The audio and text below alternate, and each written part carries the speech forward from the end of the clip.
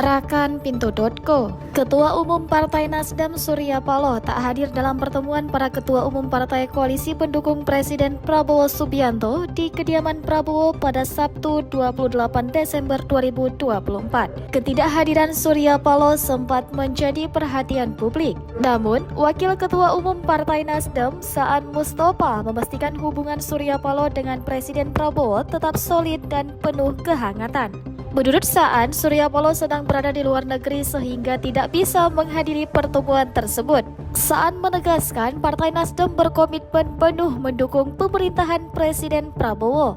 Meski tidak hadir, Nasdem tetap aktif dalam komunikasi politik dan memastikan suara mereka terwakili.